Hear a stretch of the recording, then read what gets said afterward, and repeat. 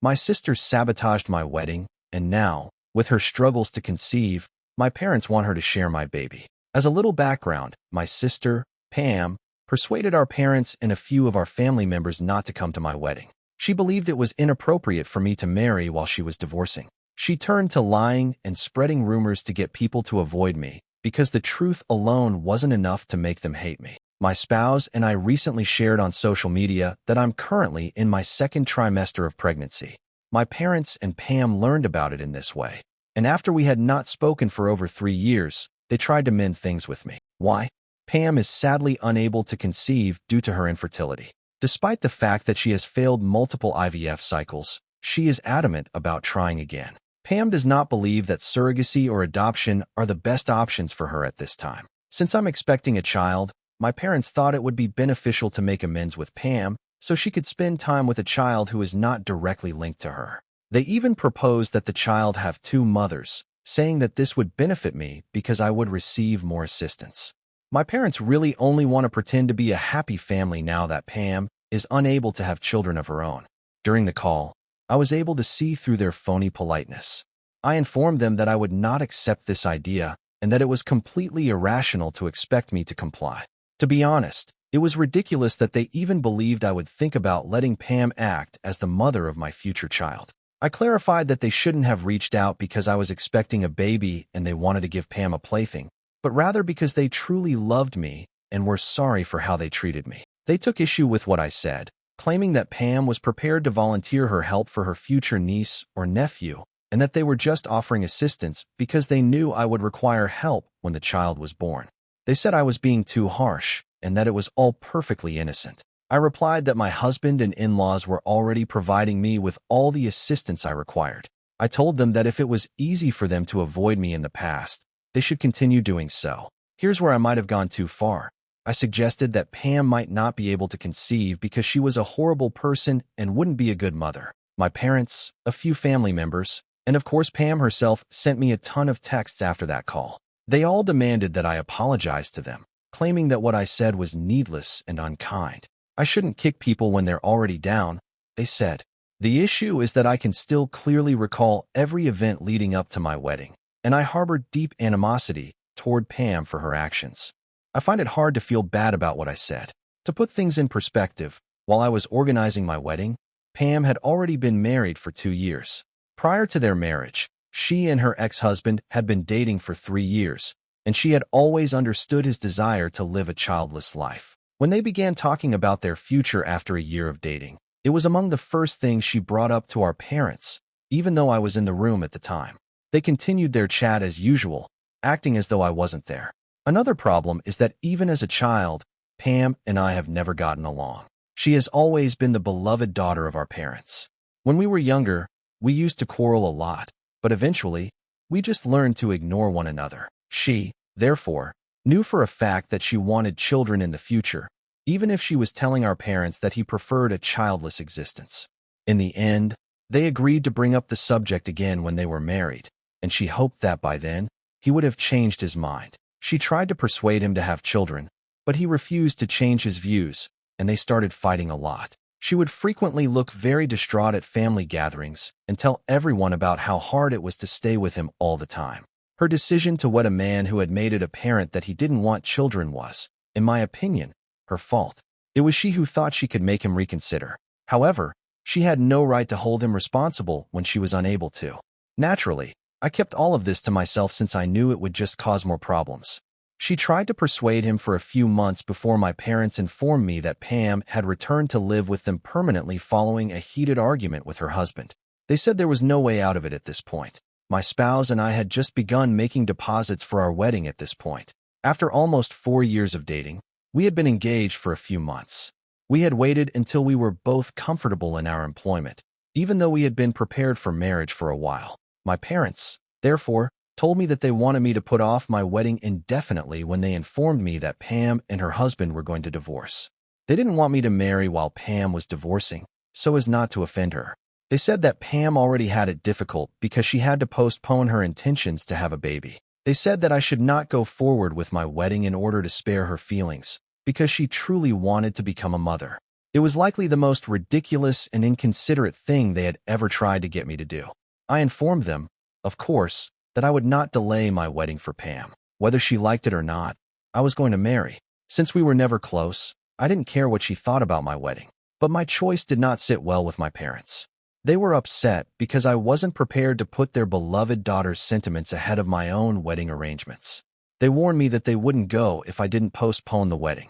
I knew my parents had a soft spot for Pam, but I never imagined they would go to such lengths for her, so that was incredibly upsetting and devastating to me. Nevertheless, I accepted it and informed them that they might do as they pleased. Pam wasn't content, even though it should have been the end of it. She didn't like that I was getting married, so she made sure the rest of the family didn't come either. She initially only tried to win people over by saying that it was rude of me to get married while she was going through such a difficult period. Although the majority expressed sympathy for her, they did not specifically state that they would not attend my wedding. She made the decision to step it up after realizing this. She began spreading stories about me because the truth wasn't contentious enough. Pam started claiming that I had been persuading her husband to divorce her because I was envious of her and couldn't bear the idea of her having a child before me. I had never been friends with her spouse, so the allegations were ridiculous. If he and I had ever gotten close, I genuinely doubt Pam would have married him at all. People began to believe her, though, for some reason. She even claimed that I had been bothering her by convincing her spouse that he would be happier without her and manipulating him to leave her. Pam claimed that I was to blame for his lack of desire for children since I had reportedly persuaded him that having no children was the way to go for our generation. All of it was false. I assumed she lied so firmly that others started to believe her, even though I hadn't really engaged with my brother-in-law when he was married to Pam. Many folks turned down my wedding invites.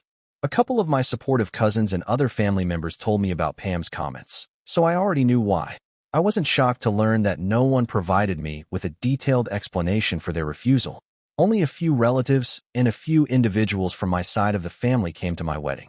Everyone else was either a friend or a co-worker. On the bride's side, the attendance was dreadfully poor.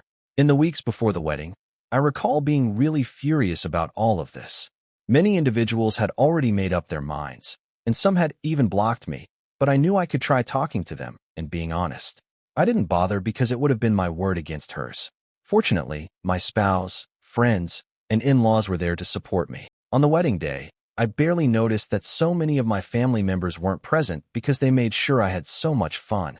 I haven't forgiven Pam for what she did, though, simply because I had a good time on my wedding day. She was vengeful and vicious in what she did. She made sure I wasn't happy just because she didn't get her way, which was quite typical of her. She had been like that since she was a child, but most people get over those habits, especially by the time they are in their late 20s. Regretfully, I am unable to say the same for her. I cut her and my parents off entirely after that incident, and my animosity toward them only deepened. Around a year later, I saw Pam's ex-husband for the first time since their divorce. One day, while my husband and I were out to lunch, we noticed him eating with some of his coworkers. We weren't expecting him to greet us, so it was a little awkward, but he approached our table, congratulated us on our wedding, and expressed regret for not being there. He clarified that it was because of my sister's predicament. We were also courteous because he was chit-chatting, and my husband even made a joke about how he might as well have come because Pam didn't show up. Pam's ex-husband then appeared truly perplexed at that point. We began discussing the events leading up to the wedding. He revealed how Pam had repeatedly postponed the mediation sessions and postponed the divorce by claiming she was too preoccupied with getting ready for my wedding. When her ex-husband learned she hadn't even gone, he became perplexed. Her sudden interest in my wedding had surprised him, but he had refrained from confronting her because he didn't want to accuse her of postponing the divorce out of fear. He just dealt with everything as calmly as he could. We discussed the facts after he gave us his version of events, which included Pam's failure to attend the wedding, her spreading false information about me, and her accusation that I was attempting to end her marriage.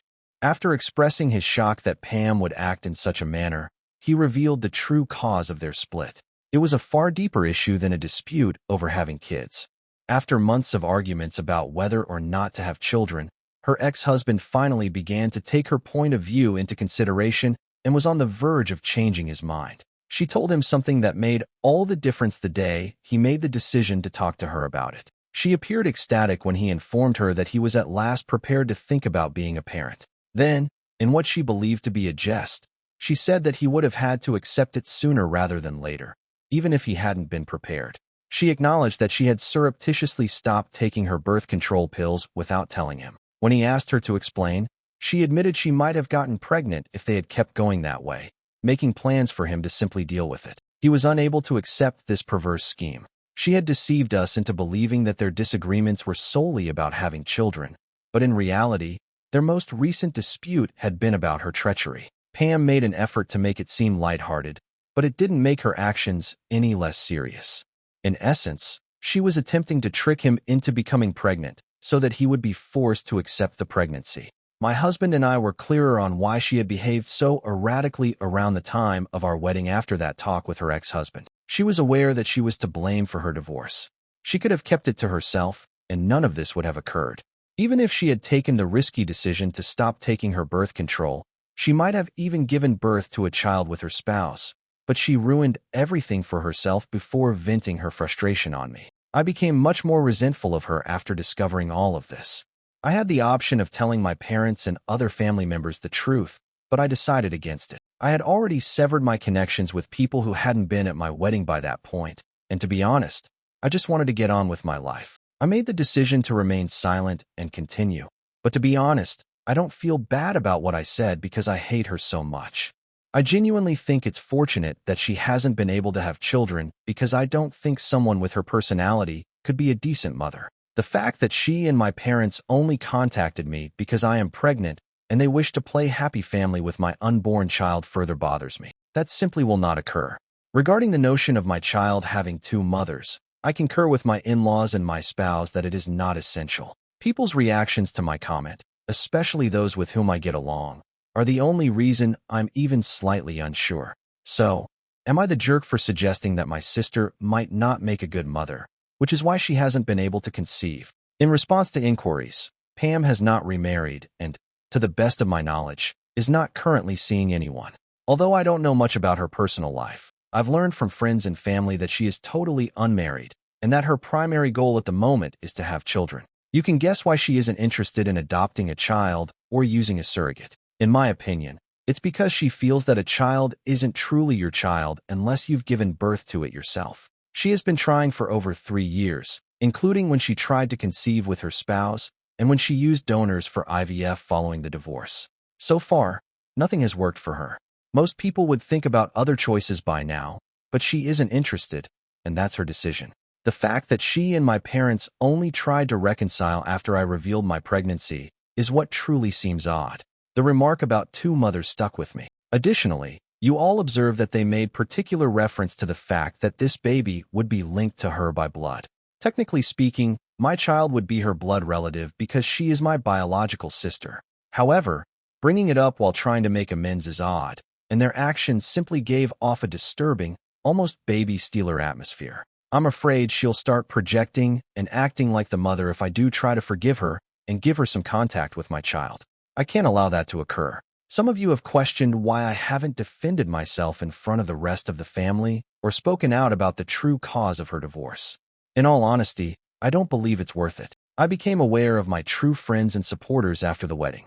Everything that transpired deeply wounded me, and even though I wanted to speak out about the truth, I decided against it. I wanted to be left alone. Even a few family members with whom I get along well said that I was a little callous when I told Pam that she couldn't have children. Although they don't expect me to apologize, they do believe it was a little too severe. These folks have always stood behind me, so that's why I'm worried. If they, too, think I was too severe, then maybe I should be worried. I appreciate all of the comments left on my post. I appreciate your support, even though it seems like most of you believe I'm NTA. I will continue to ignore Pam and my parents, and I have made the decision not to apologize to them. They are obviously unhappy about this. On social media and in real life, they are acting like the victim and disparaging me in front of our family members once more. I already don't talk to those people, so I'm not bothered by it. What's the worst that could happen? They might isolate me further. I made the decision to talk to the family members who support me yet disagreed with my remark and address it. Almost everyone in the family is aware of what happened and what I said, and Pam and my parents have made a big issue out of it. I reached out to people who truly care about me since I won't engage with those I don't get along with. I admitted to them that, in the heat of the moment, I had uttered those things. However, that doesn't change the fact that Pam's deliberate attempt to draw attention to herself during my wedding was much worse. For years, Pam has been mean and disrespectful to me, and I won't say I'm sorry for something that might even be true. She won't be significantly impacted by my remark, at least not in the same manner that her actions impacted me when she created rumors.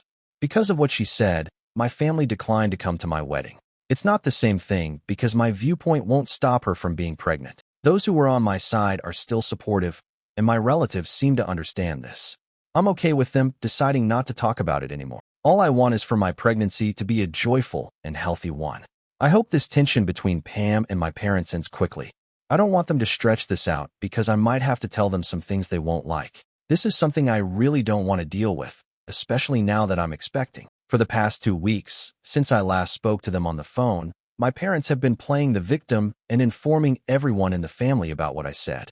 They have been pleading with others to avoid me, to never communicate with me again, and even to cut me off from family members who get along well with me. They basically want me shunned by the entire family. My parents haven't been successful in their strategy, though, because, as I indicated, I was able to work things out with the people I care about. They obviously didn't like it, so they posted disparaging remarks about me on social media. I am aware that the posts are about me, even if they haven't specifically mentioned me. They have been discussing a particular relative who has always tried to ruin lives and always been jealous of Pam.